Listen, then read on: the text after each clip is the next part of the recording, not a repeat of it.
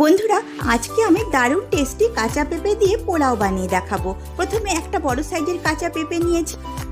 এই পেঁপেটাকে 4টে ভাগে কেটে নেব আর ভেতরটা চামচের সাহায্যে একটু চেঁচে ফেলে দেব। এবারে পেঁপের স্কিনটাকেও কেটে বাদ দিয়ে দেব। তারপর পেঁপেগুলোকে আরেকটু কেটে ছোট করে নেব। এরপর পরিষ্কার জলে ধুয়ে তুলে নেব। এবারে পেঁপেগুলোকে এইভাবে সরু সরু লম্বা মতো করে কেটে নেব। আমি ছুরির সাহায্যে কেটে নিচ্ছি, আপনারা আপনাদের সুবিধে মতো বটির সাহায্যেও কেটে নিতে পারেন। সবগুলো পেঁপের টুকরো কেটে নিয়েছি। এদিকে আগে থেকে গ্যাসে একটা পাত্রে জল গরম করতে বসিয়ে দিয়েছি। এখন গরম জলে পেঁপেগুলো দিয়ে দিচ্ছি আর দিচ্ছি স্বাদমতো লবণ। কালারের জন্য দিচ্ছি 1 পিঞ্চ কেশর ফুড কালার। ফুড কালার দেওয়াটা সম্পূর্ণ অপশনাল। ঢাকা চাপা দিয়ে 3-4 মিনিট সেদ্ধ করে নেব।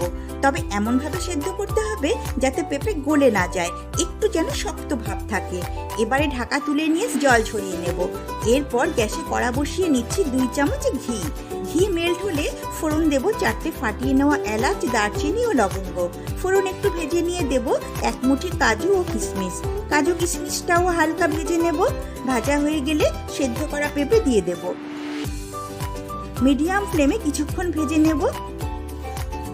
এখন দেব 1 চামচ চিনি আর গরম মশলা পাউডার। আবারও কিছুক্ষণ নাড়াচাড়া করতে থাকবো। নাড়তে নাড়তে যখন ঝরঝরে হয়ে যাবে তখন নামিয়ে নেব।